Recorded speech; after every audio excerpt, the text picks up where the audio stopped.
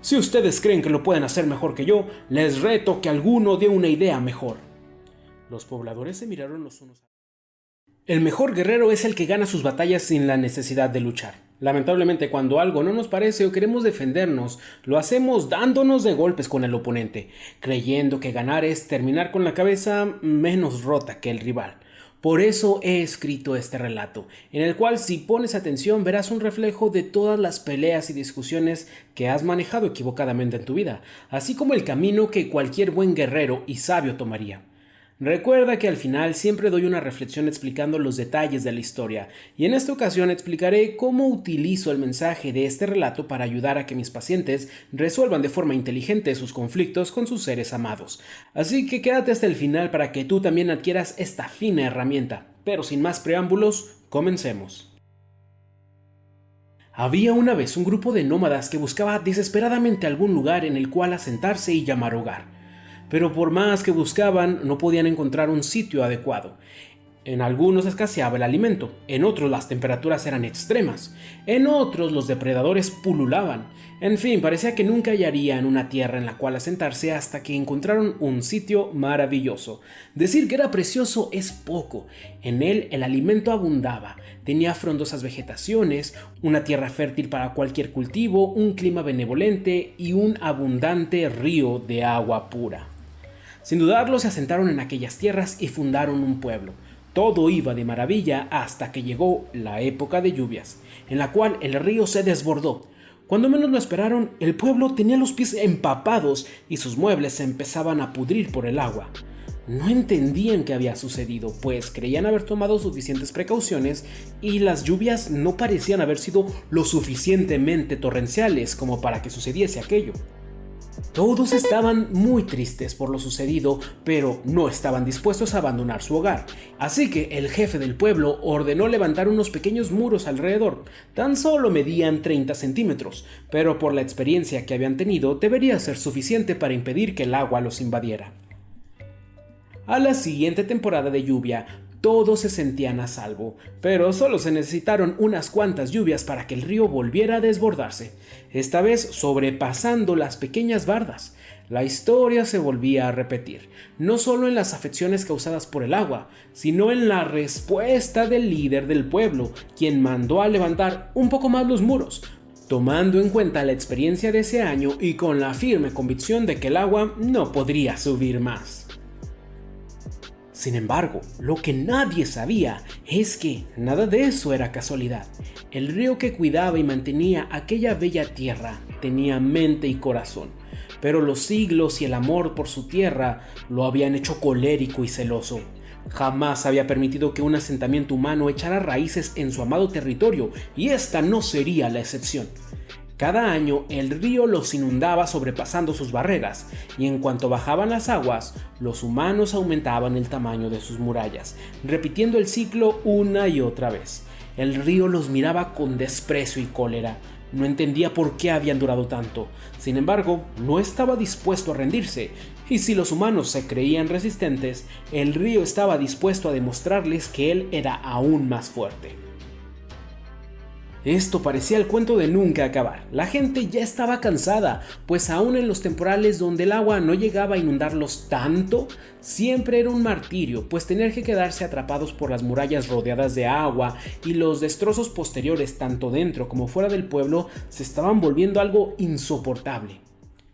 Un temporal de lluvia más había pasado, y el jefe del pueblo estaba a punto de mandar que aumentaran la altura de las murallas.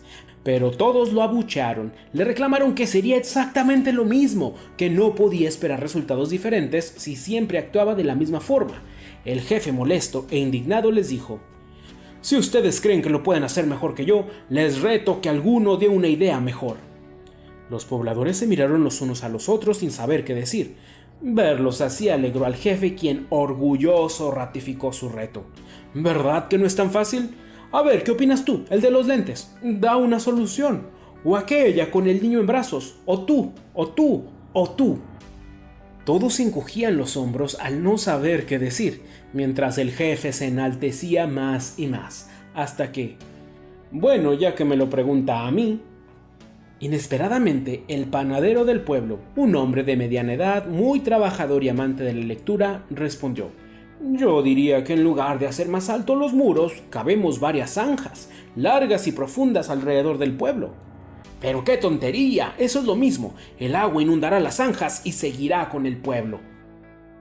Nadie escuchó la protesta del jefe, quien, indignado al ver cómo apoyaron la idea del panadero, decidió desentenderse de aquel problema, dejando de mala gana el proyecto en manos de aquel hombre, con la esperanza de verlo fracasar para que así todos regresaran de rodillas pidiendo su ayuda. El panadero no estaba seguro de que le agradase la obligación que le habían impuesto, pero aún así se dispuso a dar su mejor esfuerzo para llegar a una solución, y durante todo un año trabajó junto al resto del pueblo, excepto el jefe, para perfeccionar el plan y materializarlo. Cuando una vez más llegó el temporal de lluvias, el río se desbordó con la intención de ahuyentar de una vez por todas a los humanos. Pero en esta ocasión, antes de que sus aguas llegasen a las murallas, se vieron atrapadas en unas profundas y prolongadas zanjas. El río no se preocupó, pues sabía que no tardaría en desbordarlas para llegar al pueblo, pero mientras tanto se percató que los humanos habían excavado esas zanjas no solo muy profundas, sino que a una gran distancia. Incluso salían del valle llegando a tierras distantes y desconocidas, volviéndose así las zanjas en una especie de río artificial. Pero eso no era todo. Los pobladores aprovecharon el gran caudal del río artificial para hacer girar unos molinos que les servían para moler harina, para echar a andar telares y otro tipo de maquinarias. Pero eso no era todo. Utilizando balsas y el agua del río Colérico que corría por las zanjas, transportaban todos los productos que gracias a las turbinas y molinos de agua ahora podían fabricar.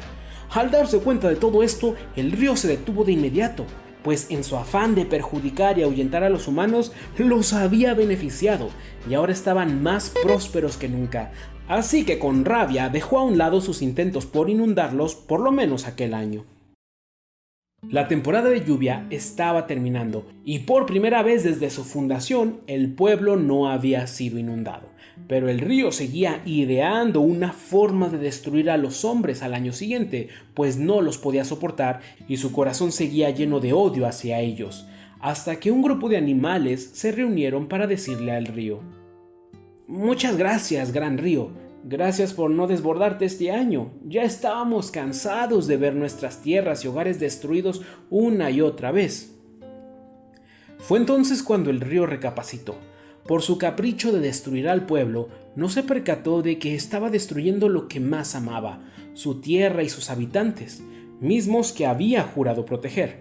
Fue entonces cuando su cólera desapareció. Incluso permitió que sus aguas se conectaran con las del río artificial, pues comprendió que la lucha de poder es una tontería y que no hay nada mejor que buscar el bien de los demás para así encontrar el bien propio. En esta historia se refleja tanto el proceso para echar a perder una relación por medio de los ataques y defensas representados por la ira del río y las murallas del pueblo. Esto desarrolla lo que llamamos escalada simétrica, es decir, vamos subiendo la intensidad de nuestros ataques y defensas hasta llegar a un punto insoportable. Lo que yo recomiendo en estos casos en los que alguien quiere molestarnos o retarnos, por ejemplo, un hijo rebelde, un compañero celoso, o como cuando ya somos adultos, padres posesivos, es demostrar que con sus intentos de atacar solo nos benefician. De eso he hablado mucho en mi otro canal, llamado Psicólogo y Coach Fernando Pineda, en donde explico que ante un berrinche, tratar de calmar a los hijos solo aumenta su berrinche, mientras que decir algo como: «¡Qué bueno que haces berrinche! Así tendré excusa para no comprarte lo que me pides». Además, al verte todos dirán: «¡Qué niño tan malcriado y qué buena mamá, que a pesar de todas esas pataletas no cede ante el berrinche del niño grosero, y en cambio se mantiene tranquila». «Oye hijo, pero anda, sigue haciéndolo. No quiero que te vean bien portado y vayan a decir: «Qué mala mamá, su hijo tan bien portado y ella no le quiere comprar nada. Así que por favor sigue haciendo berrinche, pues me conviene que lo hagas». Esta es una forma de utilizar a nuestro favor los intentos de molestarnos de los demás. Al final quise representar un fenómeno que también sucede cuando dejamos de luchar contra quienes nos atacan, es decir, cuando ganamos nuestras batallas sin pelear, y es que el atacante se da cuenta del daño que se hace a sí mismo al intentar hacernos daño. lo cual le permite tomar conciencia y evolucionar, cosa que no sucede si le seguimos el juego y combatimos fuego con fuego. Ahora quiero que me acompañes a escuchar la historia. Luchar contra tus problemas es lo que los empeora, pues reforzará bien el mensaje aquí aprendido. Solo haz clic en tu pantalla para escucharlo y recuerda que por $1 al mes puedes hacerte miembro del canal y así apoyarlo. Haz clic en el botón que dice unirse para recibir más información al respecto. Ahora sí me despido. Saludos y hasta pronto.